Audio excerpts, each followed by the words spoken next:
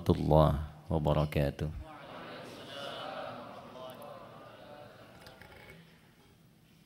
Alhamdulillah.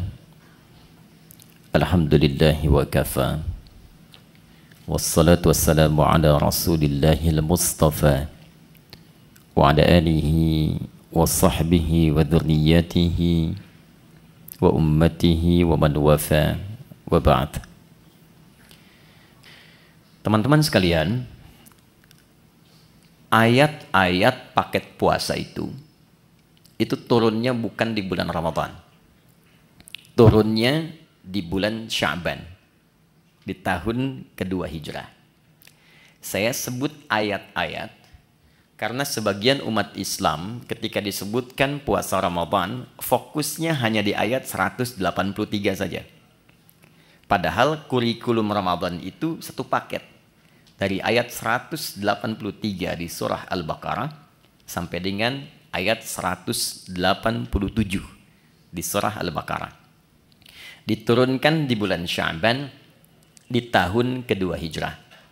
Dan sekarang kita sudah memasuki bulan Sya'ban di tanggal kedua di tahun 1444 Hijrah.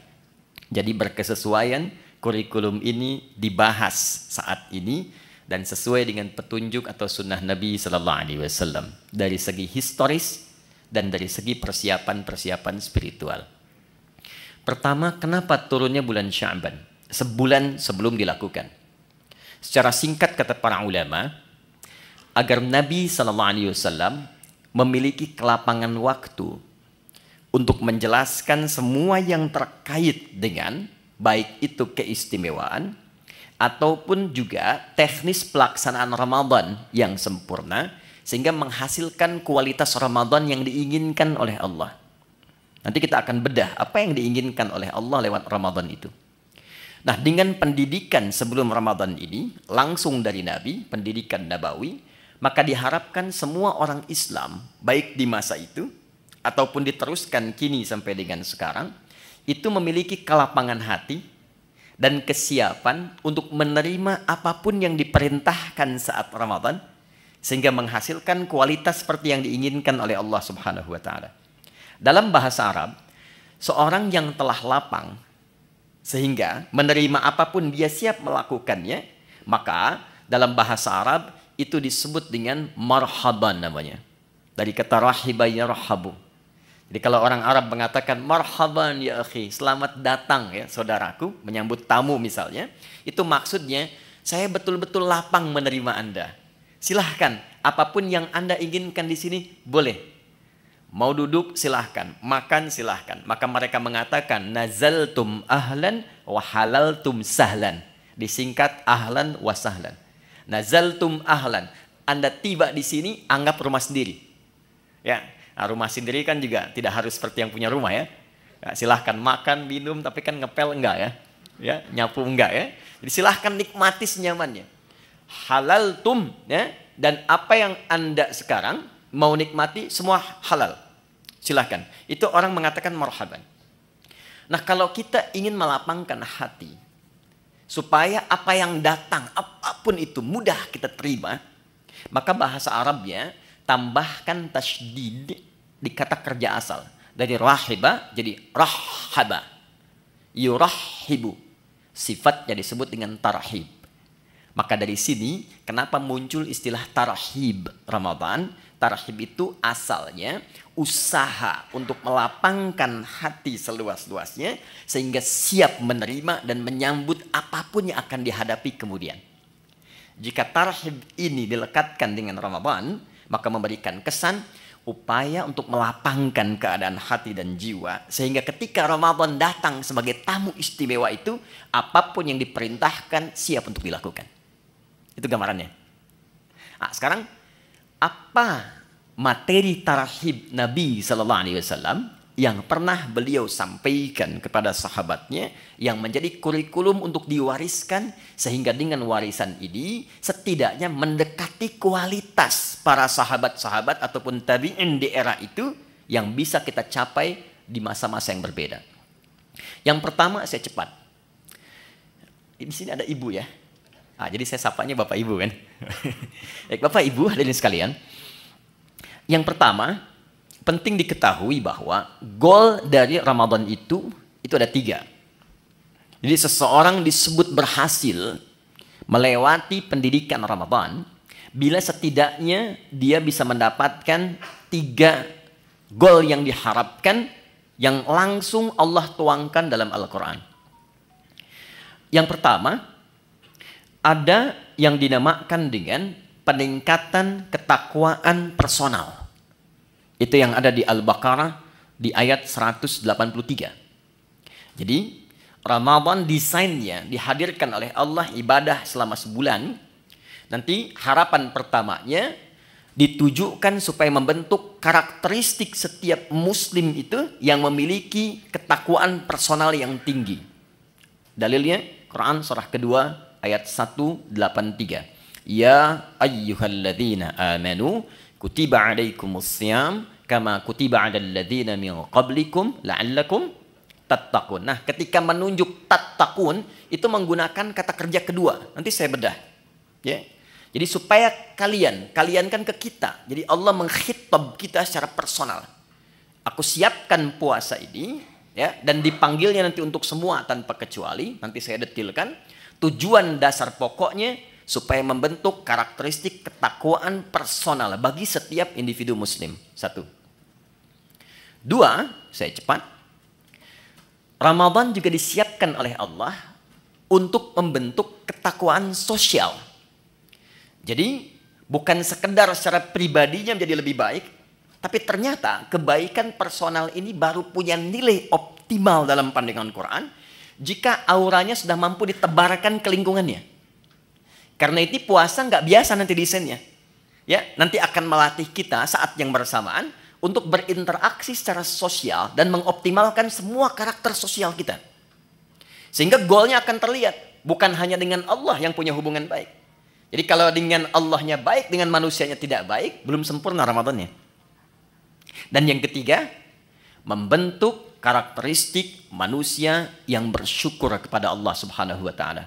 Ketakwaan personal, ketakwaan sosial, ketakwaan sosialnya ada di ayat 187 dan karakter syukurnya ada di ayat 185. Itu saja akan kita bedah di kesempatan kali ini. Saya akan coba optimalkan di 45 menit ke depan. 15 menitnya kalau ada sekiranya yang Anda ingin sampaikan untuk kita diskusikan, kita bisa optimalkan di sisa waktu itu. Saya bisa menulis ya. Baik, kita mulai sebentar. Bismillahirrahmanirrahim. Pelan-pelan. Jadi yang pertama, kita mulai dari segi ketakwaan personal. Ya. Takwa secara personal. Dalilnya Quran surah kedua ayat 183. Pelan-pelan. Ya ayyuhalladzina amanu kutiba alaikumus syiyam kama kutiba alal ladzina min qablikum la'allakum tattaqun. Apa yang dimaksud dengan ketakwaan personal? Ini dulu. Bapak Ibu, teman-teman sekalian, bila terdapat kata takwa di dalam Al-Qur'an, itu setidaknya disebutkan derivasinya sebanyak 240 kali. Nah, desainnya terbagi pada 3 bagian. Nanti ada yang membimbing bagian jasmani kita. Ada yang kedua membimbing akal atau intelektualitas kita. Dan yang ketiga ada membimbing rohani kita, jiwa spiritual kita. Nah, hal yang terkait dengan bimbingan rohani ini yang membawakan atau memberikan bekal kepada kita untuk pulang kepada Allah saat meninggalkan dunia, itu yang diistilahkan oleh ulama dengan ketakwaan personal. Jadi babnya khusus, kalau mau dirincikan secara singkatnya adalah bab tentang aspek ritual. Bahasa lainnya ibadah. Nah, sekarang dasar berpikirnya bagaimana? Kita itu kan tinggal, bukan hanya di dunia kan? Baik ya? Setelah dunia kita meninggal, makanya disebut meninggal dunia. Ya, perginya kemana? Baik. Berbahagianya di dalam Islam, bersyukurnya sebagai muslim, konsep kehidupan yang dijelaskan tuh jelas sekali. Gak ada ambigunya. Ya, Anda bisa komparasikan untuk menambah wawasan kita misalnya. Di Islam itu dari bangun tidur sampai tidur dijelaskan. Dari bimbingannya, doanya, caranya. Meninggal dunia sampai ke bab kematian dijelaskan. Mau wafat tuh silahkan, cara yang tenang seperti ini. Setelah meninggal diinfokan, Anda kalau meninggal dunia tempat transitnya, makanya disebut barzakh. Barzakh tuh waiting room, tempat pemisah. Namanya kubur, ada ayatnya, ada hadisnya, ada detailnya. Setelah itu kemana? Dari dunia ke akhirat. Tempatnya cuma dua, imma di surga atau neraka. Ini tempat menunggunya disebut barzakh, alam pemisah. Alamnya disebut barzakh, tempatnya disebut dengan kubur. Jelas semua. Ayat, hadis, dalil, lengkap. Nah sekarang pertanyaannya, kalau kita di dunia saja berkehidupan butuh bekal, Anda nggak mungkin datang ke kantor ini tanpa bekal. Dan di sini pun bekerja mencari bekal kan. Dan kita kadang-kadang tugas, apalagi di EP kan, tugas misalnya keluar eksplorasi. Di setiap tempat kan punya aturannya sendiri ya. Datang ke Amerika, mata uangnya sudah beda, currency-nya sudah lain, bekalnya sudah berbeda. Nah sekarang, kalau kita meninggalkan dunia, bekalnya apa? Sedangkan yang kita kumpulkan di dunia itu nggak akan dibawa, ke barzah aja nggak dibawa. Ya, ada di antara kita yang dikubur bawa handphonenya. Kalau saya kangen nanti miss call aja, kan nggak bisa kan? Ya pakaian aja kan ganti kan? Ganti loh. Teman-teman masih pakai seragam tuh, ya kan? Seragamnya saat ke alam kubur kan beda kan? Ya kan? Nggak ada kantongnya loh Pak. Boleh dicek nanti tuh, ya. Kainnya cuma 2, perempuan tambah 1, kerudungan, ya kan?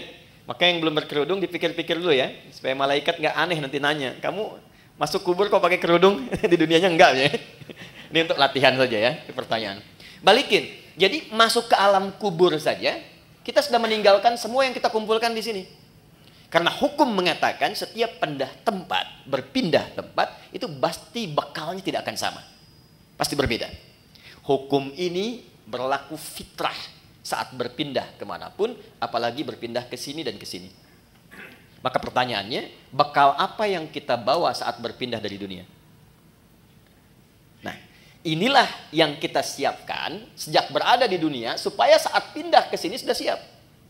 Maka Allah kemudian menurunkan kepada kita usaha-usaha personal selain yang kita kerjakan dalam kesibukan dunia untuk menyiapkan bekal akhirat. Bekal inilah yang disebut dengan ibadah. Aspeknya masuk kepada aspek ritual dan spiritnya masuk pada ketakwaan personal.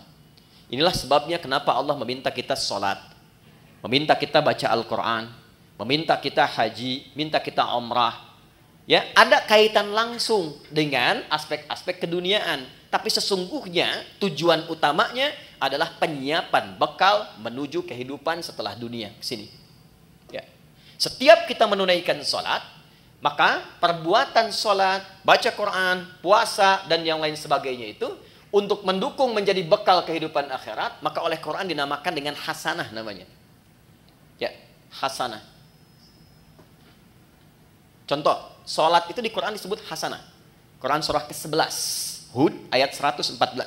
Aqimis sholata tarafain nahar wa zulafan minal lail innal hasanati yudhibnas sayyiat. Sholat yang kita kerjakan sehari 5 waktu itu 17 rakaat plus dengan tambahan sunnah yang lain, itu oleh Quran disebut hasanah. Nah, setiap kita mengerjakan perbuatan hasanah, maka konsep dasarnya akan melahirkan bekal, diberi nilai bekal untuk pulang ke akhirat. Ya, berapa bekalnya? Setiap hasanah itu 10 poin. Ada di Quran surah ke-6 ayat 160. Ya, ini jangan dianggap biasa ya. Nanti kita lihat nih. Nanti taunya saat akan meninggal. Jadi akan meninggal semua hasanah dikonfirmasi. Makanya ada orang yang ketika akan meninggal kan senyum, tenang, panggilannya panggilan ketenangan, hasil ibadah. Contoh, dalam sholat kan kita tadi ada tumak ninah ya. Ya. Sholat, rukuk tumak ninah, sujud tumak ninah. Itu tumak ninah itu kalau terus dikerjakan memberikan sifat kepada jiwa. Sifatnya disebut mutmainnah. Nanti jiwa mutmainnah ini akan dipanggil saat akan meninggal, dikonfirmasi dengan pahala hasanahnya. Makanya ketika dipanggil Quran surah 89 ayat 27 sampai dengan 30, ya ayyatuhan nafsul mutmainnah, irji'i ila rabbiki radiyatan mardiyah. Kenapa ada yang tenang, senyum? Karena ditampakkan. Ya. Dulu ada seorang kakek itu yang sangat soleh, ahli masjid. Hari Kamis itu, ya beliau selalu merawat masjid. Hari Kamis ba'da asar sedang puasa, itu Masya Allah, itu cuma di belakang sandaran, kemudian merem-melek begini, meninggal. Dalam keadaan yang sangat nyaman gitu. Ahli masjid, wafatnya di masjid. Cuma merem-melek, meninggal. Itu hati-hati belakang ya, yang merem-melek tuh ya. Oke. Balik sini. Man jaa bil hasanati falahu asyru amthaliha. Siapa yang mengerjakan satu perbuatan hasanah, dia dapat 10 poinnya. 10 kebaikan. Nah, 10 ini itu detailnya disebut dengan ajrun. Lahum ajrun ghairu mamnun. Ajrun itu bahasa kita yang disebut dengan pahala namanya. Nah, ini yang kita kumpulkan hasilnya berupa apa? Pahala. Ajrun. Jadi yang ikut tuh ininya, hasanahnya. Dan 1, 2, ngitungnya bukan 1, 2, 3, 4, bukan begitu. Cara menghitungnya contoh di hadis Muslim, Anda baru masuk ke sini nih, tempat ibadah, mau sholat misalnya, itu baru datang sudah mendapatkan 25. Jarak 1 ke 2-nya 500 tahun. 2 ke 3-nya 500 tahun. Demikian seterusnya. Baca Quran setiap hurufnya itu 10 kebaikan. Ya. Nah, problemnya apa? Apa kaitan dengan pembahasan kita? Maaf sekali dengan bahasa ini. Setiap kita itu kan meyakini bahwa kita akan pulang. Akan meninggal. Ya kan? Gak ada satu pun, apalagi kita yang beriman, yang tidak meyakini bahwa satu saat kita akan meninggal. Ini kan sementara. Anda sesibuk apapun berada di sini, pasti hakul yakin bila tiba waktunya pasti pulang kan? Pasti meninggal kan? Tapi pertanyaannya, di antara sekian orang yang yakin akan meninggal ini, sudahkah dia menyiapkan bekal yang cukup untuk pulangnya? Coba perhatikan. Untuk yang sementara saja, yang kita tinggali saat ini, betapa luar biasa seriusnya. Kerjanya berangkat gelap, melewati banyak kemacetan, pulangnya gelap lagi. Ya kan? Serius kita kerjakan, tata kelolanya, aturannya dan sebagainya. Untuk mengumpulkan apa? Untuk mengumpulkan kenyamanan-kenyamanan dunia yang sifatnya sementara. Bila tiba waktunya, rumah yang sudah dikumpulkan jadi mewah itu, kendaraan yang luar biasa, pakaian yang bagus-bagus, pada akhirnya ketika pulang, kan nggak bisa dibawa ke sini pun. Mau pindahan rumah cuma 2 kali 1. Sementara yang ada sekarang sudah dikumpulkan begitu besar. Karena memang bekalnya berbeda. Jadi konsep Quran itu, ingat, konsepnya itu sangat luar biasa. Hei, kamu mesti sukses dunia, akhirat pun bahagia juga. Makanya hasanah itu oleh Allah dibagi 2. Ada konsepsi dunia, ada akhirat. Ya. Quran surah kedua Al-Baqarah ayat 201. Wa minhum may yaqulu rabbana atina fid dunya hasanah wa fil akhirati hasanah. Jadi keseimbangan dalam Islam itu Allah nggak menginginkan kejar akhirat, dunia lupakan, tidak. Karena mencari akhirat itu tempatnya di dunia. Tapi jangan sampai juga terjadi, maaf, dunianya luar biasa, akhiratnya nestapa. Nanti kita akan temukan pengaruh-pengaruh ibadah ini, ada yang terkait dengan dunia, tapi pokoknya adalah akhirat. Ini gambaran pertama. Nah, kenapa puasa? Kenapa puasa? Karena dari sekian kita beraktivitas, sekian lama diberikan waktu berkehidupan, kadang-kadang kebanyakan manusia lupa dengan tujuan berkehidupannya sehingga tidak siap untuk pulang. Contoh, kemarin di Pondok Indah saya sama-sama menghitung. Ini rata-rata usia berapa ya? Kita ambil 40 lah ya. Ya, entah ke atas atau ke bawah, 40 ya. Konsepnya begini aja, 40. Ya, 40 tahun itu kalau kita potong sedikit untuk tidurnya kira-kira berapa tahun? Akumulasi setengahnya lah ya. Dari mulai berkehidupan, tidur siang, tidur malam, kurangi 20 tahun. Jadi yang digunakan aktivitas 20 tahun. Oke. Dari 20 tahun ini yang dipakai ibadah berapa tahun? Kurangi kerja, makan, macam-macam. Ambil setengahnya ya. Jangan terlalu pesimis lah. Ambil 10 lah. Nah, ini yang dipakai sholatnya, ibadahnya, macam-macam. Dari yang 10 tahun ini, yang ibadah, yang ikhlas berapa tahun? Kan konsep diterimanya kalau ikhlas kan? Wa ma umiru illa liya'budullaha mukhlishina lahuddin. Ambil 5 tahun lah ya. Jadi usia 40 tahun itu amalan potensial yang dibawa untuk pulang 5 tahun. Potensial. Ya kan? Dan ingat energi potensial kan ada kaitan dengan H juga kan? MGH kan? M dikali G kali H kan? Ya kan? Bukan cuma gravitasi dunia, tapi harus ada keseimbangan akhirat kan? Halo? Betul ya? Baru jadi kinetik kalau ada itu baru kan setengah M dikalikan V kuadrat kan? Tambah kedua jadi mekanik kan? Baik. Kita balik ke sini. Dari 5 tahun yang ikhlas nih, maksiatnya berapa tahun? Udah kebayang ya sekarang ya? Dan harapannya kan ke sini surga Firdaus kan? Bersama Nabi kan? Bekalnya mana? Itulah yang menjadikan sifat Rahman dan Rahimnya Allah diaktualisasikan kepada kita dalam wujud Ramadan itu. Allah menginginkan sekalipun waktunya terbatas, tapi dengan kasih dan sayangnya diinginkan oleh Allah setiap hambanya yang beriman itu punya peluang yang tinggi untuk mendapatkan rahmat Allah di akhirat berupa surga. Maka didatangkanlah setiap tahun 12 bulan itu dari sekian kesibukan 30 hari khusus untuk meningkatkan ketakwaan personal ini sehingga meningkatkan peluang-peluang untuk mendapatkan rahmat di akhirat. Kenapa wujudnya puasa? Karena puasa adalah desain satu-satunya yang menjadikan setiap manusia mudah meningkatkan amal soleh. Satu, Anda kalau tidak sedang puasa, jangankan sholat sunnah, maaf, sholat fardu pun kadang terlambat. Dan kesannya biasa. Nanti lihat saat puasa, jangankan sholat fardu, ketinggalan sunnah, gelisah. Lihat awal pertama Ramadan nanti, ya, para ibu bahkan sudah maaf sekali, ya, sudah mulai memesan tempat, membuk tempat-tempat saf pertama dengan sajadah itu. Dan itu bukan ngejar sholat fardu, ngejar tarawih. Dan tarawih sunnah kan, ya kan? Anda keluar dari sini, ada yang minta, belum tentu diberi. Tapi saat puasa, yang tak kelihatan mata itu ditanya, berapa fakirnya, berapa miskinnya, berapa yatimnya, dikumpulkan.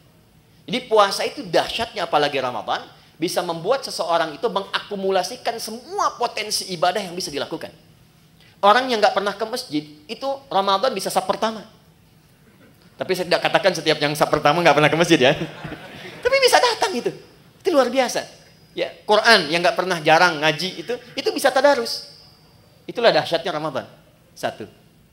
Yang kedua, ketika seseorang sudah mulai mendapati Ramadan, apalagi dia serius dia bekerjakan itu, maka potensi-potensi maksiat yang mengikis kebaikan-kebaikan itu bisa dijaga, bahkan ditekan dan dihilangkan saat Ramadan. Seorang yang pemarah sekalipun itu bisa libur marahnya, Pak. Ada pemarah jam 5:30 dicaci maki, 30 menit lagi buka, jam 6 buka, 5:30 caci maki. Dia nggak balas, dia diam aja. Istrinya heran, dia tanya, kok nggak balas, Pak? Tar habis maghrib gitu.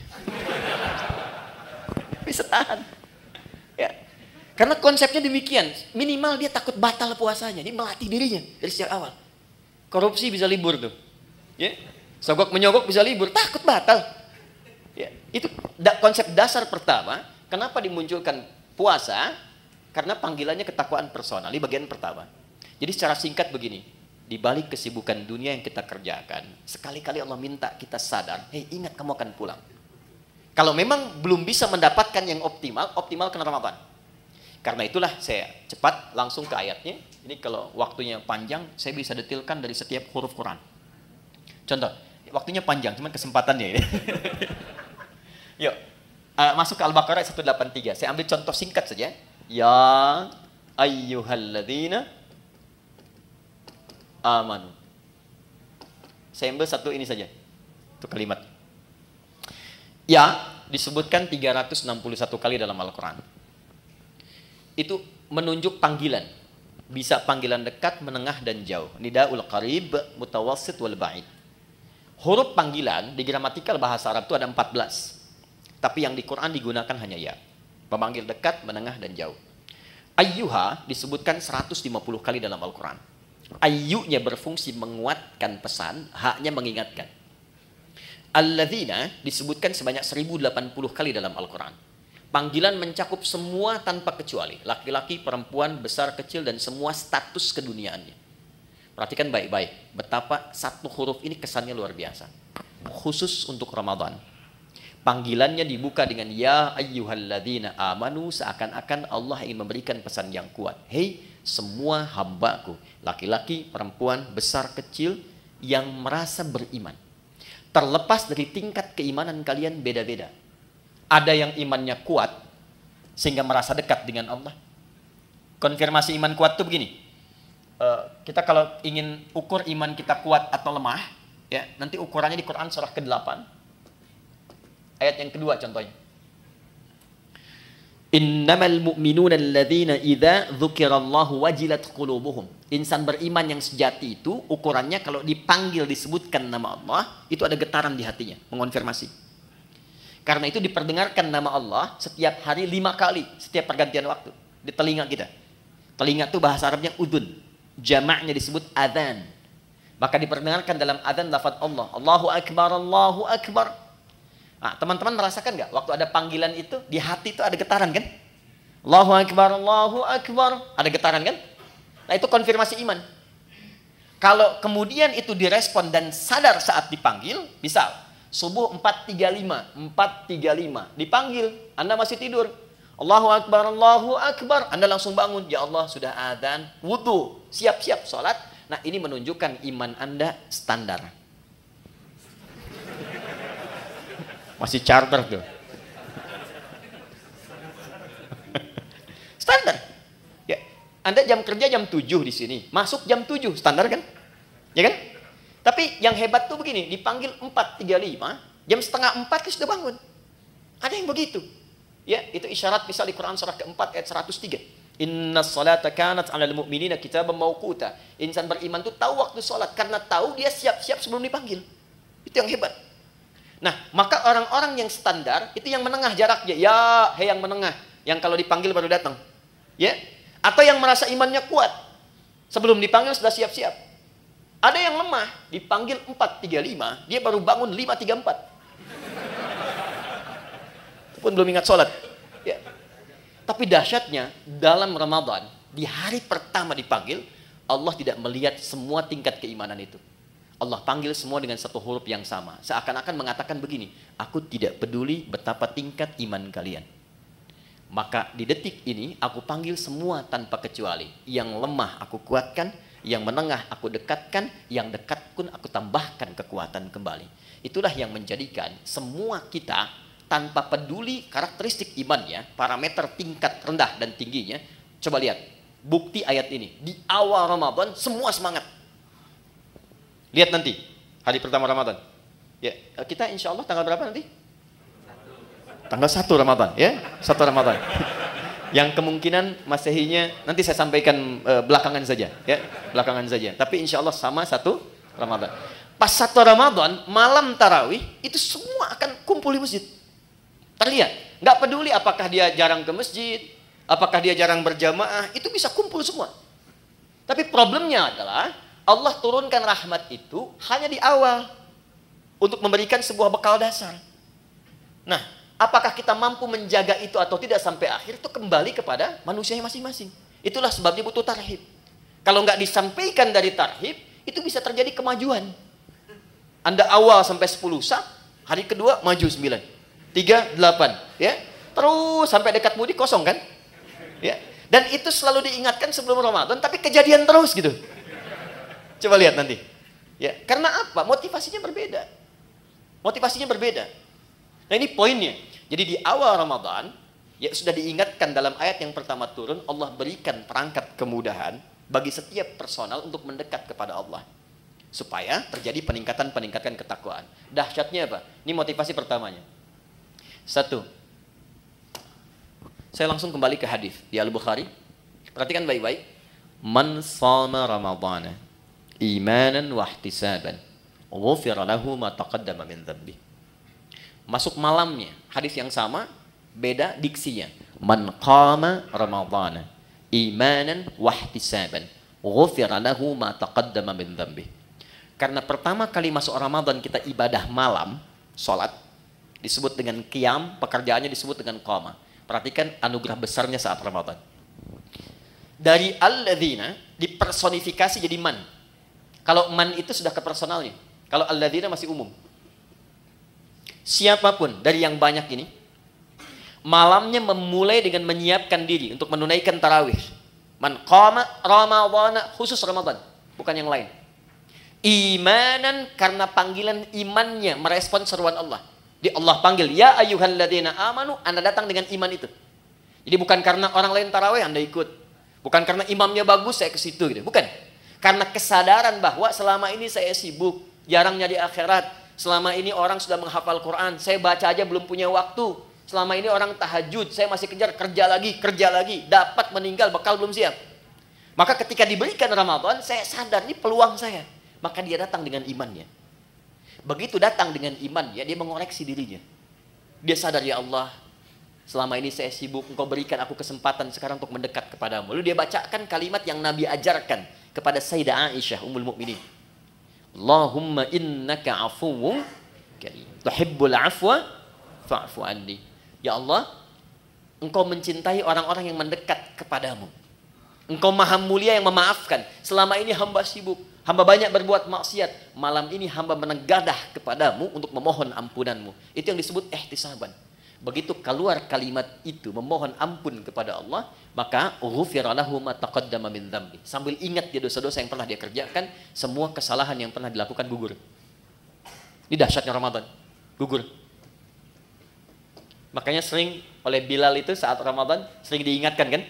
Ya, yang mengingatkan kadang-kadang saat Ramadan ada di samping imam itu, Allahumma innaka afuwwun karim tuhibbul afwa fa'fu anni. Diingatkan supaya menghadirkan rasa-rasa kenikmatan bertobat kepada Allah. Itu ketika Anda mengucapkan kalimat itu, maaf sekali, disertai dengan keimanan, bukan kalimat biasa. Anda ingat dosa yang lampau, ingat koreksi diri, memohon kemuliaan Allah, ghufira lahu ma taqaddama min dzambi. Semua dosa-dosa yang pernah dikerjakan, ditobati di malam itu gugur langsung. Kecuali utang ya, maaf. Hutang tetap berlaku, ya. Hutang itu harus lunas, bukan dengan taubat jadi lunas, tidak. Ya. Apa faedahnya? Begitu selesai, dosa diampuni, Anda bangkit misalnya, baru takbir, kemudian meninggal, itu masya Allah. Meninggal di malam itu dengan taubat gugur semua, dapat satu amalan, sudah faqad waqa ajruhu 'ala Allah. Dosanya hilang, amalannya tumbuh. Jadi peluang mendapatkan rahmat Allah di akhirat ke surga ini menjadi lebih besar. Hisabnya ringan. Itu nggak ditemukan di waktu-waktu lain kecuali Ramadan. Kalau bersamaan itu dengan malam Al-Qadar, bersamaan, maka sholat yang pertama ditunaikan itu langsung pahalanya lebih dari 1000 bulan. Bukan sama dengan 1000 bulan, ingat. Ayatnya mengatakan Lailatul Qadri khairum min, khair min itu lebih dari, bukan sama. 1000 bulan itu kurang lebih 83 tahun lah kalau dikonversi. Lebih dari itu lebih banyak. Jadi kalau ada misalnya Anda ngaji tuh selepas taraweh, cuman baca satu ayat misalnya, Nun, pas malam Al-Qadar, itu nilai nunnya lebih daripada 83 tahun. Ada yang seharian bisa baca Nun, Nun, Nun, Nun. Ya, dan ingat di hadis Muslim konsepsi pahala itu kan menutup dosa. Ya, pahala tutupin dosa, pahala tutupin dosa. Ini sholat nih ya, misal selesai sholat, ada yang menggibah dan nggak tanggung imamnya misalnya, ya gitu amat ya bacaannya, si amat aja nggak begitu ya, dia keluar tuh, dibicarakan, itu di hadis Muslim, pahala sholatnya langsung ditransferkan kepada orang yang digibahkan itu. Wa syatama hadza, wa qadhafa hadza, wa daraba hadza, wa safaka dama hadza. Ada yang berselisih, difitnah, itu langsung pindah. Jadi konsepnya yang soleh menutup yang salah. Nah sekarang berapa banyak yang dikumpulkan yang soleh itu? Sementara dari ujung kepala sampai ujung kaki, maksiat sering kali terjadi setiap detik sekarang. Mata udah salah lihat tuh, baru bangun udah salah lihat. Cek WA kan? Huh? Niatnya pengen lihat YouTube ceramah, yang keluar iklan yang tak pantas. Ya kan? Dilihat apa dilewat? Ya, dilewat sayang, gitu kan? Dilihat dosa, ya. Tapi kan iman yang menguatkan, lewat. Ya, istighfar lisan, astagfirullah. Ya, ingat meninggalkan maksiat itu ada pahalanya. Jadi ketika Anda skip atau Anda palingkan ada istighfar, dicatat pahala. Bukan cuma tinggalkan biasa, itu nahi mungkar. Nahi mungkar itu ada pahala seperti amar ma'ruf. Tapi harus bersamaan. Palingkan istighfar, bukan istighfar nggak berpaling. Astagfirullah. Apalagi sini, ini nutup nih. Jadi itu nggak ada kecuali Ramadan. Maka tumbuhkan motivasi, maaf sekali dengan bahasa ini, tumbuhkan motivasi bahwa Ramadan itu adalah momentum kita untuk mengejar husnul khatimah. Itu poinnya. Maka di ujung ditutup dengan kalimat kama kutiba 'alal ladzina min qablikum la'allakum tattaqun. Diharapkan dengan meningkatnya ibadah di bulan puasa ini ada kesadaran personal dalam diri kita bahwa kita suatu saat akan pulang, dan bekal pulang itu cuma takwa. Cuma takwa. Karena saat kita roh ditanamkan pada jiwa, itu membawa potensi takwa. Jadi begitu roh masuk ke dalam jiwa kita menjadi nafas, diserap ke dalam bahasa Indonesia menjadi nafas, bisa bernafas tanda kehidupan. Nafas itu kalau sudah masuk ada takwanya. Di mana ditemukan? Quran surah 91 ayat 7 sampai 10. Wa nafsi wa ma sawwaha fa'alhamaha fujuraha wa taqwaha. Makanya potensi takwa itu dioptimalkan dalam bentuk ibadah. Setiap ibadah itu pasti ada takwanya. Kita sholat barusan, sholat itu dibuka dengan kata iman dan takwa. Dzalikal kitabu la raiba fi hudal lil muttaqin. Siapa orang takwa di situ? Alladzina yu'minuna bil ghaib wa yuqimunas shalah. Puasa jelas. Haji, nanti mau haji itu. Itu takwa ujungnya. Al-Baqarah 197, wa tazawwadu fa inna khairaz zadit taqwa. Itu poinnya. Jadi secara singkat, kalau kita dengar kata Ramadan, Ramadan, Ramadan, sandingkan kalimat itu dengan kata pulang. Yuk. Jadi kalau sekarang masih kita abai dengan Ramadan, tanyakan aja, kalau meninggal siap nggak bekalnya? Ya, saya tutup dengan satu bagian pertama ini dengan satu kalimat dari Jibril alaihissalam yang Nabi langsung like, kita wajib share, nggak usah komen lagi. Ya, perhatikan komentar Jibril alaihissalam ketika Nabi akan naik ke mimbarnya. Mimbar Nabi itu ada 3 gundakan, step 1, 2, 3. Begitu naik, kata Jibril alaihissalam, ini ada di Al-Mustadrak karya Al-Imam Al-Hakim Naisaburi. Kata Jibril alaihissalam, raghima anfu rajulin au bu'dan, celaka seseorang dan akan jauh dari rahmat Allah, liman adraka ramadhana falam yughfar lahu, yang sudah disampaikan ke Ramadan tapi tak mampu mengonversi Ramadan itu sebagai rahmat untuk meningkatkan ketakwaan dirinya, sehingga tak mampu diampuni oleh Allah Subhanahu wa taala. Dikasih sehari Anda nggak tobat, ada kedua. Hari kedua Anda nggak tobat, ada ketiga. Tapi 30 hari dikasih nggak tobat-tobat, berapa lama lagi waktu yang dibutuhkan oleh Anda untuk mendapatkan rahmat Allah Subhanahu wa taala? Itu poin 1. Pengingatnya saat selesai Id nanti. Dari kata ada ya'udu, tempatnya disebut ma'ad, waktunya disebut dengan mi'ad. Innallaha la yukhliful mi'ad, waktunya. Innalladzi farada 'alaikal qur'ana laradduka ila ma'ad, tempatnya. Id itu sifatnya. Kenapa di ujung Ramadan disebut dengan Idul Fitr? Bukan hanya mengembalikan ke waktu kita makan lagi, Idul Fitri, tapi mengingatkan bahwa satu saat kita akan pulang, dan pulangnya membawa jiwa yang suci, yang penuh dengan nilai ibadah. Ya, illa man atallaha biqalbin salim. Nah, itu ditunjukkan setiap kali selesai puasa. Berbahagianya di Indonesia ini, kebiasaan Id ini muncul. Mudik kan? Ya kan? Mudik itu kan pulang ke Udi kan? Pulang ke kampung kan? Dan yang pulang, itu berani pulang kalau punya bekal. Saya pernah tanya pada seseorang yang nggak mudik, kenapa Anda nggak mudik? Nggak punya bekal, Ustaz? Nggak punya bekal. Tapi yang punya bekal, itu semangat pulangnya luar biasa. 3-4 hari sebelum pulang, udah siap-siap. Dan dia telepon ke tempat yang akan pulang. Maka di tempat itu ibunya, saudaranya udah siap-siap ngecat rumah. Makanan diada-adakan, siap penyambutan. Kadang-kadang kan terjadi yang luar biasa ya. Luarnya seperti kaleng biskuit, dalamnya rangginang kan. Saya nggak sebut nama produk supaya nggak endorse ya. UMKM nggak apa-apa gitu. Itu semua disiapkan. Dan yang akan pulangnya, itu saking bangganya, walaupun kendaraannya kecil, bekalnya banyak. Motornya kan bebek kan, tapi bekalnya singa kan. Coba lihat, dusnya ditambah lagi pakai pelepah kurma, sampingin lagi pelepah pisang tuh ya kalau di sini. Pelepah pisang tambahin dus, tambah lagi, dan dia tuliskan, aku pulang sayang. Kenapa? Karena siap. Di akhirat tuh begitu. Ketakwaan personal ini wujudnya dari sholat, puasa, Quran, haji. Ini yang menjadikan pintu-pintu surga bergantung dengan amalan ini. Di surga itu ada 8 pintunya, dan 8 itulah amalan pokok kita. Makanya nanti ada yang dipanggil dari pintu puasa yang rajin puasa, pintunya Ar-Rayyan. Ada pintu babus sholah, pintu tahajud, pintu sedekah. Pastikan Anda menekuni ketakwaan personal itu di sisi yang mana sehingga punya kebanggaan saat pulang. Kalau belum sempat baca Quran, saya kasih kabarnya dari sekarang. Saya keliling-keliling Indonesia.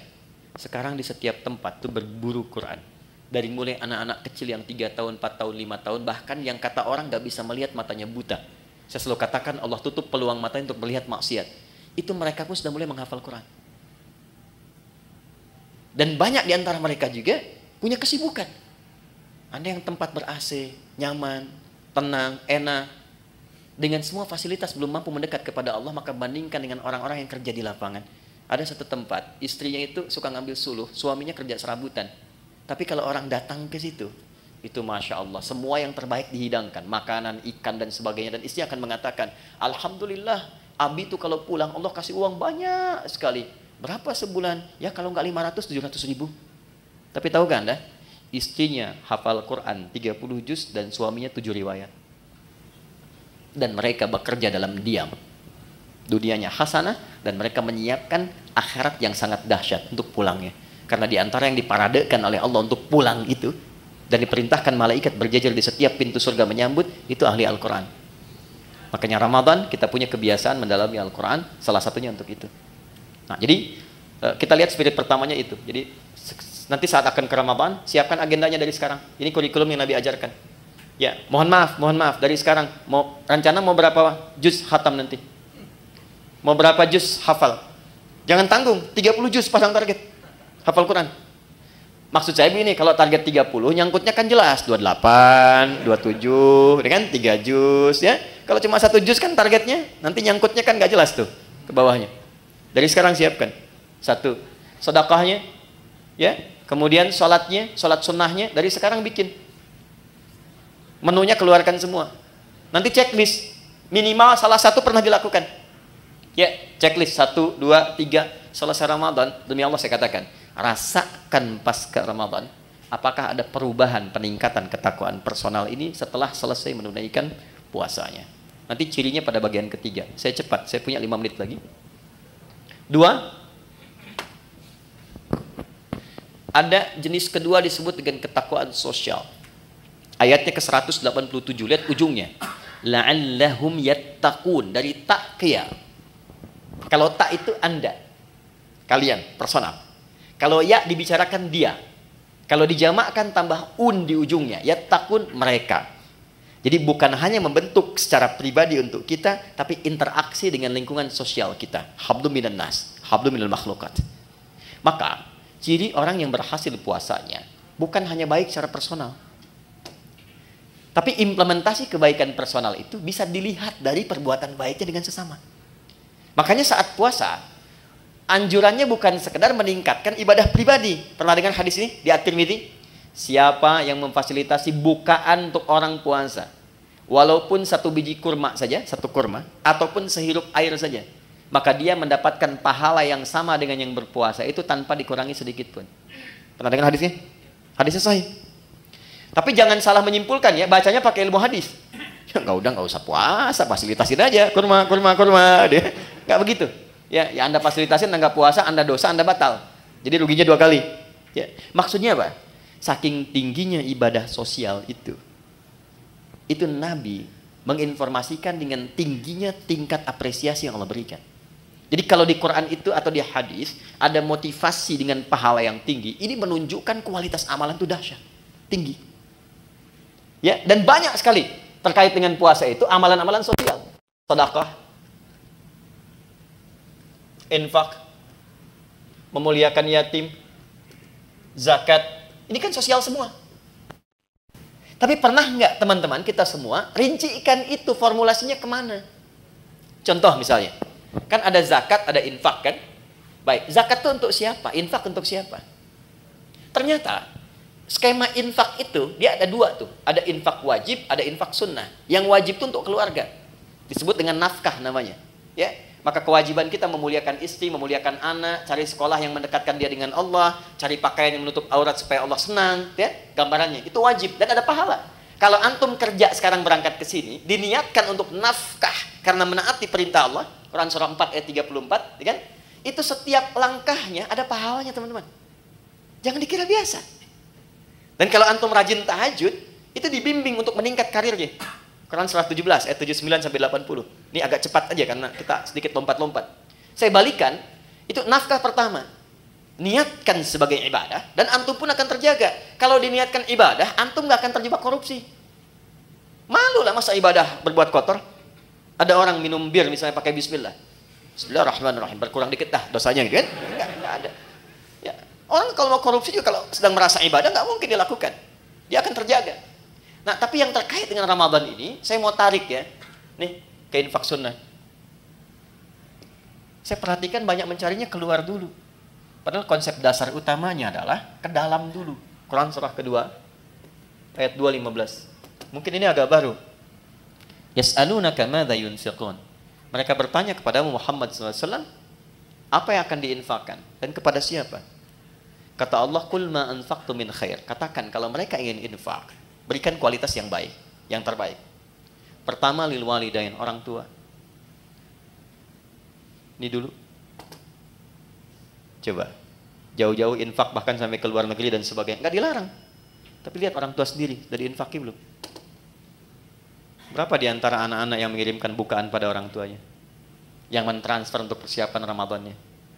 Itu disindir keras oleh Al-Quran di Quran surah 46 ayat ke-15.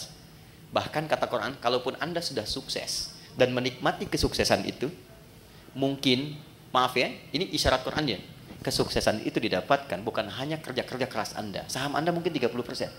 70%-nya ibu yang sering tahajud minta sama Allah nangis. Ayah yang dengan peluh keringatnya luar biasa. Gak apa-apa ya Allah saya mencangkul anak saya yang penting jadi direktur. Gak apa-apa ya Allah saya tidur di amparan-amparan yang penting anak saya bahagia di kemudian hari. Itu disindir keras. Makanya ketika Anda sukses, doa pertamanya menyertakan orang tua. Rabbi auzi'ni an ashkura ni'mataka allati an'amta 'alayya wa 'ala walidayya. Maka ketika Anda menyiapkan pos infak saat Ramadan nanti, yang paling prioritas pertama orang tua. Ini dulu. Nah, ini desain pertama akan memperbaiki hubungan-hubungan sosial yang tingkat pertama dengan orang tua. Mungkin hebat sholatnya, ternyata dengan ibunya bermasalah. Ya, hebat puasanya, sunnah dikerjakan, dengan ayahnya belum selesai masalahnya. Tuntaskan dulu. Ini skemanya. Wal aqrabin, kerabat terdekat. Nomor 2. Wal yatama, baru naik ke anak yatim. Wal masakin, baru orang miskin. Wabnis sabil, orang-orang yang kesulitan. Setelah itu, baru nanti yang umum. Yang fisabilillah, banyak sekali cabangnya bisa kita kumpulkan. Nah, singkatnya adalah mumpung sekarang kita masih di bulan Sya'ban, dari sekarang disiapkan, nabung dari sekarang. Berapa anggaran infaknya nih untuk skema sosial untuk Ramadan?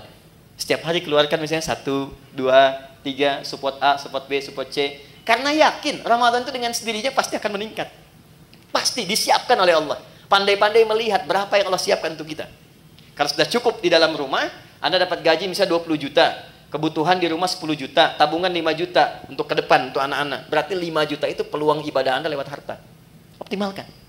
Tinggal diatur nanti bagaimana penyalurannya saat Ramadan. Dan yang paling dahsyat, ada nanti skema yang ketiga, yang terakhir, sedekah. Yang sifatnya lebih luas lagi. Bukan hanya muslim, tapi sampai non-muslim. Sampai non-muslim. Anda bekerja kan di sini nggak semuanya muslim tuh. Pasti ada non-muslimnya. Nah, tebarkan aura Ramadan kepada teman-teman juga. Ya. Jadi begitu datang nanti bulan Ramadan, bisa dibikin skemanya untuk sedekah itu lebih luas sifatnya. Mungkin di antara anak mereka ada yang kesulitan, bisa diberikan bantuan SPP-nya. Itu kan? Ada di antara mereka yang tertarik dengan Islam, berikan kemudian pendalaman dengan buku-buku keislaman. Biayanya boleh dari skema ini. Bahkan nanti bisa dari zakat yang mu'allafati qulubuhum. Ya, Anda mau buka berbagi, makanan kan banyak tuh. Kata Nabi berbagi, sampingnya mungkin tetangga non-muslim, ajak. Anda mau buka bersama barang-barang nih ya, jangan yang muslim saja. Mungkin ada non-muslim tertarik, ajak. Ya, ketika dia bertanya, ya, kok saya boleh ikutan? Sampaikan. Islam atau Quran yang mengajarkan saya untuk berbagi.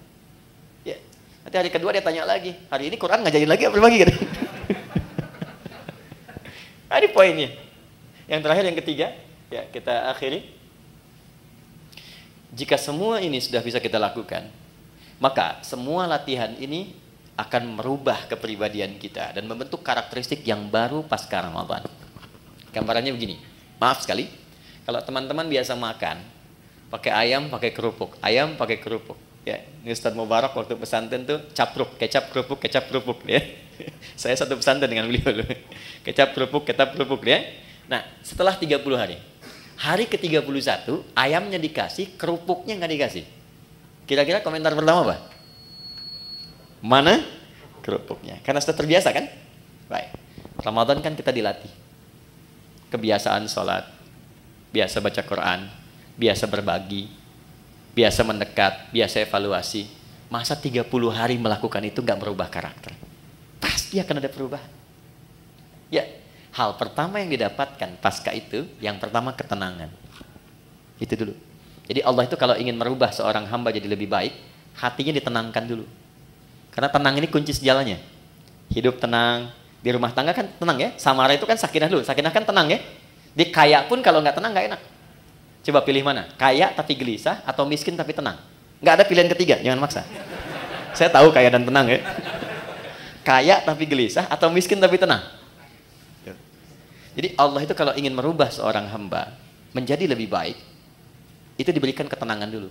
Setelah tenang nanti baru diinstal. Dia pengen apa? Apakah ilmu, apakah harta atau kedudukan? Baru diarahkan.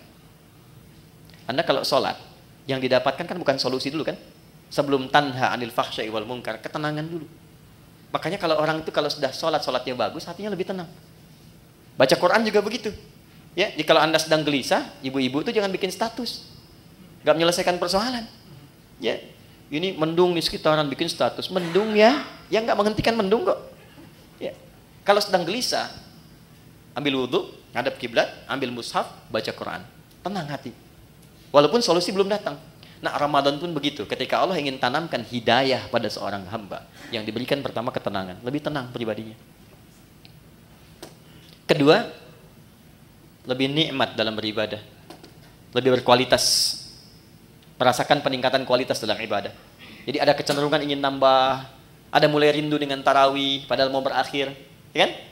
Maka saat itulah kemudian tanda awal dari Allah bahwa hidayah telah ditanamkan dalam diri kita.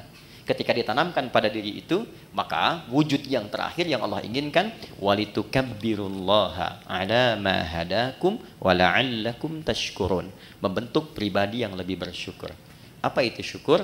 Secara singkat, syukur adalah mampu mengonversi semua nikmat yang Allah berikan pada setiap tempat yang Allah kehendaki. Maaf, lisan ini fungsinya untuk bicara. Tapi Allah menginginkan bukan sekedar bicara, bicara yang baik-baik. Itulah syukur. Syukur dengan mata melihat yang baik-baik. Syukur dengan tangan menulis menggerakkan yang baik-baik. Maka orang yang lulus puasanya, puasa itu akan merubah kepribadian dirinya menjadi lebih baik sebagai syukur kepada Allah Subhanahu wa taala setelah menyelesaikan pelatihan selama 1 bulan itu. Karena dia mendapatkan syukur itu, maka dia coba mengekspresikannya dengan bertakbir. Itulah sebabnya hari pertama di bulan Syawal kita bertakbir, Allahu Akbar, Allahu Akbar, Allahu Akbar. Takbir itu ada 2 jenisnya. Ya, ada takbir perjuangan, ada takbir sebagai syukur. Nanti ada yang menambahkan ulama dengan takbir ibadah seperti dalam sholat. Takbir perjuangan itu saat berjuang, Allahu Akbar, Allahu Akbar, Allahu Akbar. Bung Tomo teriak Allahu Akbar, yang lain Allahu Akbar. Sampai di undang-undang kita nama Allah masuk. Atas berkat rahmat Allah yang Maha Kuasa. Sebagai wujud perjuangan kita. Ada takbir dari syukur. Sebagai wujud Allah telah memberikan hidayah kepada kita. Itu boleh bertakbir. Ya, Anda misalnya puasa. Kalau saya dapat sesuatu, saya pengen puasa. Begitu dapat, diberikan Anda puasa. Anda bertakbir misalnya, Allahu Akbar, itu sunnah. Boleh untuk dilakukan. Nah, jadi secara singkat, lulus puasa, jadilah pribadi yang lebih baik dekat dengan Allah. Bersikap mulia terhadap sesama. Saat yang bersamaan, mampu menata diri dari ujung kepala sampai ujung kaki, menjadi pribadi yang lebih baik. Itulah esensi Ramadan yang Allah perintahkan lewat Rasulullah untuk berlatih selama kita menunaikannya.